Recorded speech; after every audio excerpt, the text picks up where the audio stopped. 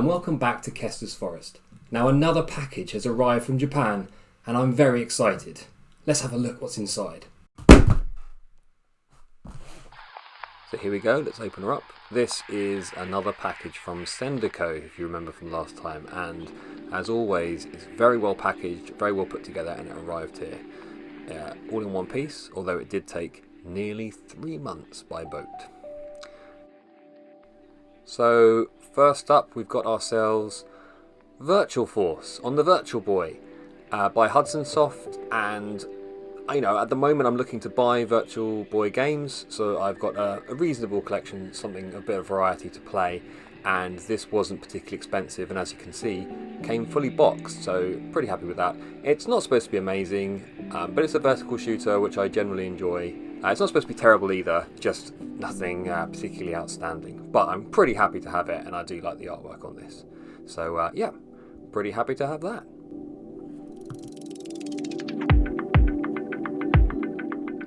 And then next up, unboxed this time, we have 2 loose carts, again for the Virtual Boy. We've got Mario Clash. This is a classic, almost like reimagining or remake of the original Mario Brothers, but in 3D. So you've got to throw shells, I think, at the bad guys, and they're coming in and out of the pipes. And Galactic Pinball, which is a straight up pinball game for the Virtual Boy.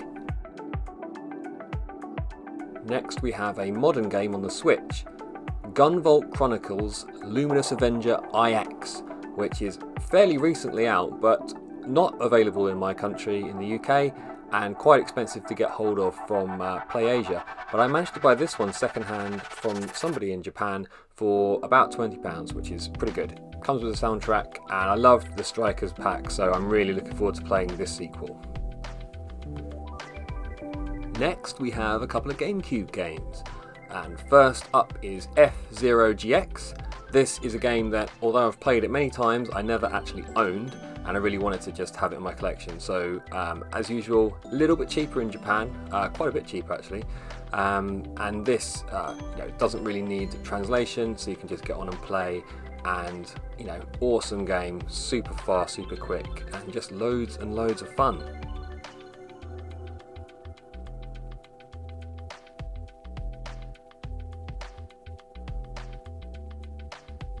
And then second we have Mario Kart Double Dash, and this is a game I haven't really played an awful lot of. I have had a go, but it's the only Mario Kart game that I don't actually own, so I thought I'd have to get hold of this, and I'm really looking forward to playing this with my son.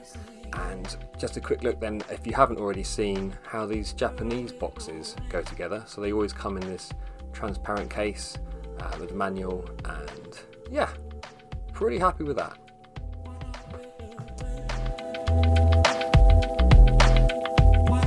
Moving on now to some disk system games, and first up we have Falcion.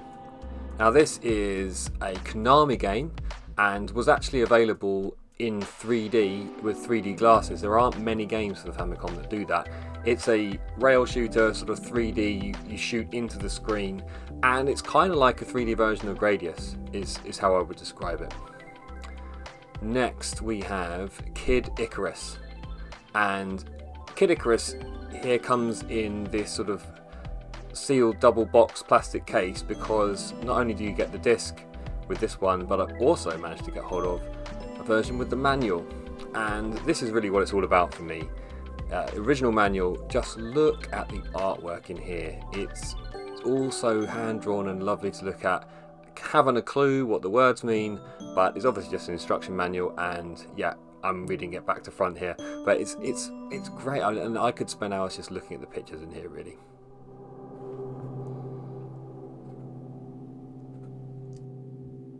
Now back in the day when I had my Game Gear, one of the very first games I got with it was Haley Wars, which is a fairly uninspired vertical shooter, but this is a version for the Famicom, which I did not know existed. So I have absolutely no idea how this plays or if it's any good, but I kind of just had to have it for nostalgic reasons.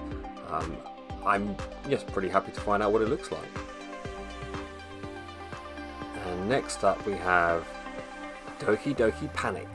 Now, those not familiar with Nintendo's history might not know that this is actually the original game that Super Mario Bros. 2 was based on. The original Super Mario Bros. 2 was deemed too hard for us Westerners, and was later re-released as Lost Levels. This is a game that they took and they reskinned, made a few adjustments and turned it into a Mario game. And some of the creatures, like the Shy Guys you can see in the picture there, have actually stayed in the Mario universe, and this game is only available on the Famicom Disk System, not on a cartridge. Now this game I know absolutely nothing about really. It's called Galforce, and really what I bought this for was because of the artwork. I had a look into the history, I sort of saw it for sale and thought, what's that? And it turns out it's based on an anime series, but it's a series of movies really, rather than just a sort of short half hours for TV. But the artwork really won me over. It's a shooter, so I'm a big fan of shooters. I hadn't heard of it, so I thought I might have a look at this and get hold of it. And really just the universe, once I started looking into it, really appealed to me. Now the game itself looks fairly run-of-the-mill, but I do like the anime style that it sort of accompanies, and I plan to get into watching the movies as well at some point. So yeah, this fits right in nicely with my collection.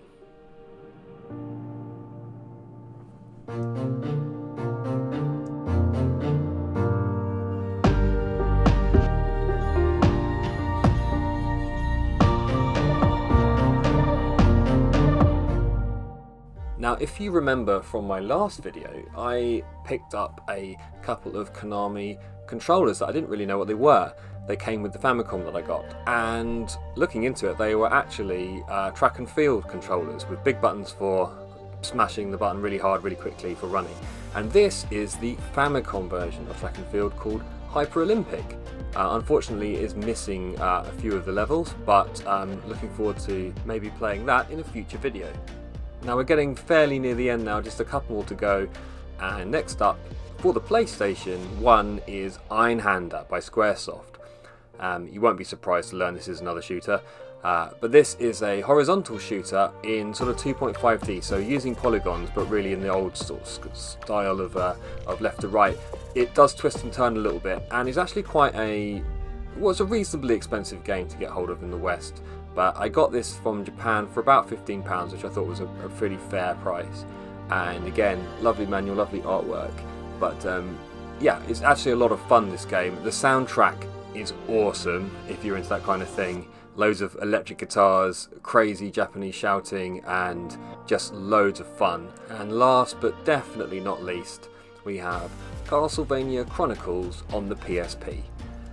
Again, I got this for a pretty good price. It usually goes for quite a bit, and this was about £20, so again another reason for buying from Japan. And although it looks like it, this is fully localized, so it has all the English and I can see what's going on. Now this is essentially a 2.5D port of Rondo of Blood, which was a PC Engine game, but it also has on it a port of Symphony of the Night. It has the original version of Rondo of Blood and the bonus game that came with Rondo of Blood. I can't remember what that was called. So, and as you can see, as per usual from Japan, everything's in really excellent condition. It's got the manual here, and you know, I very rarely buy anything from Japan that doesn't come in immaculate condition, but you can see there's Alucard, and the glorious artwork and everything about it. I love Castlevania, and so I'm pretty happy to finally have this and play this version on the PSP. So there you have it. Another exciting delivery from Japan, and I hope you found the contents of that box interesting. I myself am especially excited about the Famicom Disk System games, so expect to see those featuring in a future video when I repair my disk system and take you through the process and play some of those games. Well, that's it for now. Hope to see you next time on Kester's Forest.